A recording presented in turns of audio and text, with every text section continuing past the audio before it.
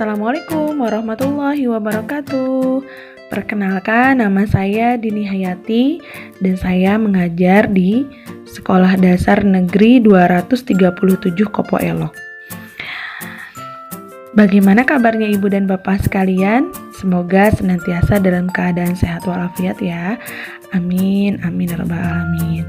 Pada kesempatan ini, saya di pelatihan Mandiri Platform Merdeka Mengajar akan memaparkan tentang pemahaman merdeka belajar. Silahkan disimak, semoga bermanfaat. Tahukah Bapak dan Ibu apa itu merdeka belajar? Ya, merdeka belajar adalah suatu pendekatan yang dilakukan supaya siswa bisa memilih pelajaran yang diminati. Selanjutnya, hal apa saja yang harus dipahami dalam merdeka belajar? Yang pertama adalah mengenali dan memahami diri sebagai pendidik. Yang kedua, mendidik dan mengajar. Yang ketiga, mendampingi murid dengan utuh dan menyeluruh. Yang keempat, mendidik dan melatih kecerdasan budi pekerti. Dan yang kelima, pendidikan yang menghantarkan keselamatan dan kebahagiaan. Selanjutnya, dari yang harus dipahami dalam merdeka belajar adalah yang pertama, mengenali dan memahami diri sebagai pendidik. Kita sebagai pendidik sudah seharusnya mampu mengenali karakteristik dan kebutuhan murid. Akan tetapi hal yang paling mendasar juga yang harus dimulai dari diri sendiri, yaitu mengenali kekuatan dan kelemahan diri. Ibu dan Bapak guru dapat merefleksikan kekuatan dan kelemahan yang kita punyai agar dapat mengelola apa yang kita miliki tersebut untuk berperan mendidik murid-murid kita. Lantas, apa peran saya sebagai guru?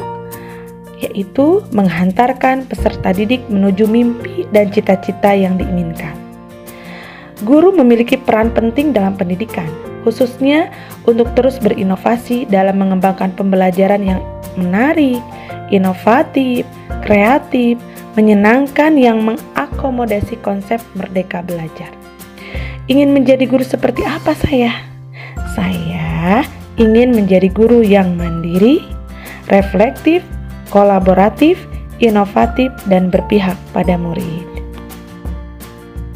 Selanjutnya, poin 2 yaitu mendidik dan mengajar. Mendidik dan menyeluruh. Sekolah dan pendidikan merupakan bekal untuk murid. Kita bisa mengisi masa depan mereka. Guru harus mampu mewujudkan dan mengembangkan 3 aspek dalam diri anak, yaitu daya cipta atau kognitif, yang kedua daya rasa atau afektif, dan yang ketiga daya karsa atau konatif.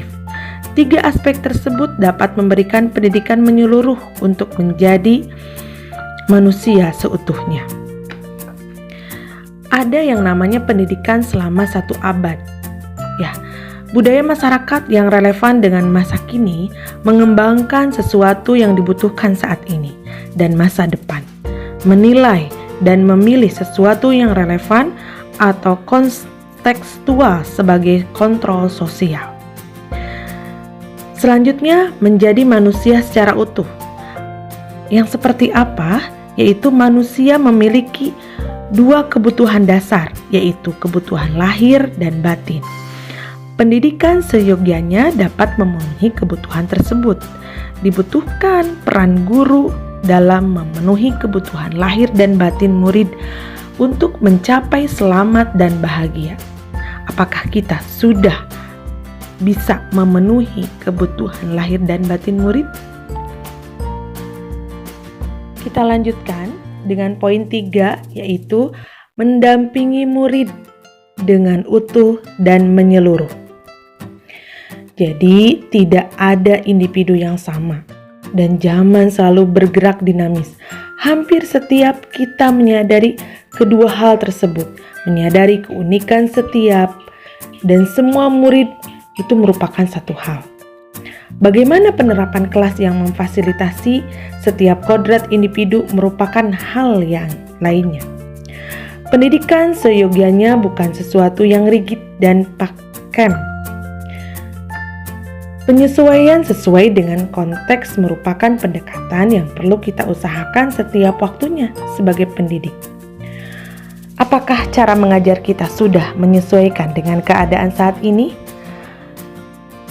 Disesuaikan dengan kodrat keadaan merupakan bagian yang tidak terpisahkan dari dasar pendidikan murid.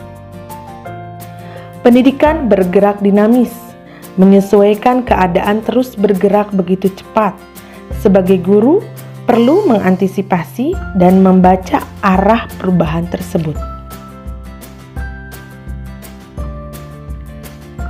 Kodrat keadaan terdiri dua hal, yaitu ada yang namanya kodrat alam. Kodrat alam merupakan bagian dari dasar pendidikan murid yang berkaitan dengan sifat dan bentuk lingkungan di mana mereka berada. Sedangkan kodrat zaman merupakan bagian dari dasar pendidikan murid yang berkaitan dengan isi dan irama. Asas trikon. Asas trikon dianggap menjadi jawaban yang tepat menuju pembelajaran yang berpihak kepada murid dengan trikon, yaitu kontinu, konvergen, dan konsentris. Guru dapat merancang pembelajaran yang berkelanjutan, terbuka, dan berdasarkan kebudayaan bangsa. Selanjutnya, poin 4 yaitu mendidik dan melatih kecerdasan. Kecerdasan berpikir murid harus dapat mengembangkan budi pekerti atau watak murid yang tidak hanya dibentuk dari sekolah, tetapi dalam lingkungan keluarga dan lingkungannya. Budi pekerti atau watak merupakan hasil dari bersatunya gerak pikiran, perasaan, dan kehendak atau kemauan sehingga menimbulkan suatu tenaga. Ada yang namanya teori konvergensi.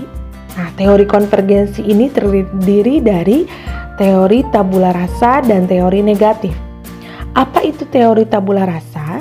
Yaitu kodrat anak ibarat kertas kosong yang dapat diisi dan ditulis oleh pendidik dengan pengetahuan dan wawasan yang diinginkan pendidik. Sedangkan teori negatif yaitu kodrat anak ibarat kertas yang sudah terisi penuh dengan berbagai macam coretan dan tulisan. Selanjutnya, di poin 5, yaitu pendidikan yang menghantarkan keselamatan dan kebahagiaan. Ada kata selamat dan bahagia. Kita harus mewujudkan fungsi pendidikan, di mana guru tidak hanya mengantarkan atau mengajarkan materi pelajaran, tetapi mendorong murid untuk menemukan pemahaman bermakna yang relevan dengan kehidupannya untuk membantu murid mencapai selamat dan bahagia.